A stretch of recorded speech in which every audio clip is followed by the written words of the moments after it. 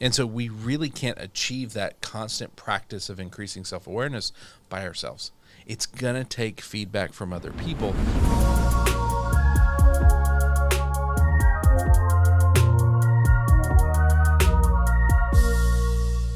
Hey everybody, welcome to the Leader Lab. This is Leadership Shorts, quick thoughts to help you level up your leadership. My name is Chad Wright. I'm the founder of Forward Partners, and I am joined, as always, by my partner in podcasting, Emily Grace Deal. Emily Grace Deal, what are we talking about today? I have a quote for you. All right, let's jump in. The problem isn't being lost. It's not admitting that you're lost. Because once you admit you're lost, you're no longer lost. You know what to do. You stop and ask for directions. Said by McKeown. Yes. Let's talk about self-awareness. That's really what this is about, right? Like, it's not, like, being lost is fine. That's going to happen. We're going to get lost. If we don't realize we're lost, we're going to stay that way. And there is so much to self-awareness. I really think it is one of the massive keys to everything. When we talk about burnout, we talk about the three elements necessary to win the battle against it. Self-awareness is the first one. We've got to have that self-awareness, and then followed by purpose and rhythms. But without self-awareness, the rest doesn't matter. And so ultimately, I think we need to understand a couple of keys about self-awareness. One of them is that it is not a binary checkbox. You are either self-aware or not. It is a spectrum. It is levels. It's a continuum of levels that you're constantly moving through, probably based on how much you're investing in yourself in a positive way and how much stress is really hitting you. Yeah. I think as stress hits, our self-awareness drops. And we don't suddenly realize how we're being experienced by other people. Yeah. And as a leader, that matters deeply. It's really an ongoing thing. Like, there's no, like, I have become self-aware. Yes. And there's, like, I am now self-actualized. I have ascended to a higher plane. Yeah, that doesn't work. It doesn't work that way. No. And then it's really, like, I think for me specifically, I know that I am have different levels of self-awareness with different people. Interesting. And like who I'm comfortable with and who I'm actually, like, paying attention to how I'm acting around them, you know? So I think it's all just a practice of like getting better at it and learning how it works for you. It's an ongoing practice. And as leaders, if we're going to value this and say self-awareness is one of the big keys, we got to invest in it. And so the question is, how do we increase that self-awareness? Yep. And I think one of the things is understanding that for true self-awareness, we need other people around us. It is not a solo game. Like, I can see what I can see looking at myself from my angle. Yeah. And I can say, okay, I think people are experiencing this version of me. But then to go to those people and say, hey, how do you experience me? Yeah. I get different feedback. They're seeing truth in a slightly different way that is really, really helpful. And so we really can't achieve that constant practice of increasing self-awareness by ourselves. It's going to take feedback from other people. And it's really important who we choose. Because I think one of the problems we can fall into is creating an echo chamber.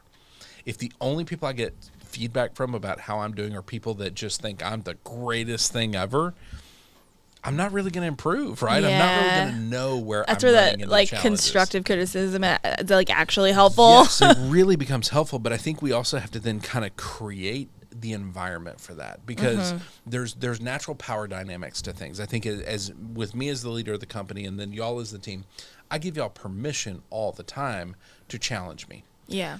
Often it requires more than just permission. You also have to give them the framework to say, when you challenge me, here's how to do it. Mm-hmm. If you need to give me feedback, if you need to talk about something I'm doing wrong, here's the way to do that in a way that I'm going to hear you and I'm going to process that. And we need both, because I'll get leaders all the time like, oh, I have an open door policy. Nobody's coming in and telling them what they need to know, because I'll go to the front lines then, and they're like, yeah, this place is a disaster. Everything is terrible all the time. Our leader doesn't care about us, you know. Then you go back to the leader and tell them that, and they're like, what the heck? Where They could have told me something at any point. Well, they could have. Exactly. You gave them permission. You didn't give them the framework for how to do it. Yeah. I think about in art school, when you critique things, they give you, they set up how to critique things. Yes. Like, when everyone puts their art up on the wall, it's not just like, go. Yeah. Because then everyone goes, oh, it looks good. Oh, it looks good. And, like, you're not allowed to say good when you're critiquing in art school. You're also probably not allowed to just look at it and go, yeah, that sucks. Right. You have to, like, give reasons. And Yes. so the first few classes, they set it up and they say, these are the things you have to say. Like, you have to give 3, like, 2 good, 1 bad, or you have to, like, they set up criteria for how to critique things so that you're able to know how to do it. Yeah. That's where I think establishing the framework for how to do it. And when you're selecting the people, select people that are for your growth. Mm-hmm. They are for a future version of you, not the version of you that exists today. Yeah. Because then if you're just for the version of me that exists today, your job is just to make me feel good about myself. Right. Maintain. Yes. But if you're about the future version of me, I don't get to that version without improvement. Right. And so I think that's a real key that just occurred to me is they need to be for that future version of ourselves, and they need to have those frameworks. And I think the last piece of this is you establish the accountability. You get the people around you to help build your self-awareness. You give them the permission. You give them the frameworks. How you then respond to that feedback is going to be key. If I give y'all permission to challenge me and I'm like, it's going to be fine, I'm never going to get upset. And the first time you challenge me, I'm like, what the hell? That was wrong. Like, that's not, you're not coming back and doing that, right? Like, you're never giving feedback again. No. And so how we respond to that matters. I'm worried we might have like peaked the microphones in John's ears. He's like, I'm never getting that sound out of my head again. But how we respond to that feedback matters deeply. Because ultimately we have to create the environment, and part of that is the safety.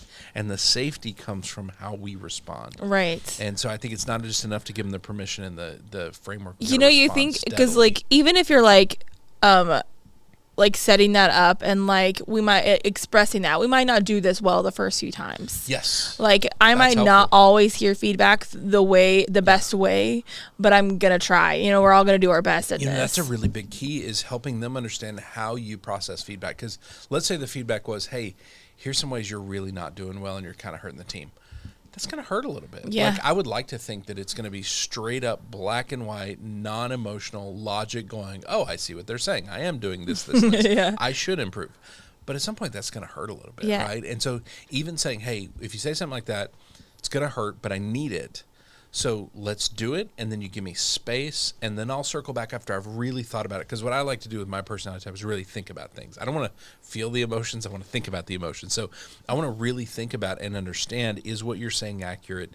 Am I actually doing some things wrong? Do I need to do better? And really kind of come to a place of peace, then come back together and we talk about it. Right. So I think you're right. There is something to saying, here's how it's probably going to go, and here's how we make sure we handle that really well. Like ideal situation. Yes. How I process things and just try to meet somewhere in the middle. I love that idea so much, because self-awareness, like we said, is such a big key. Mm-hmm. Leaders, let's talk next steps.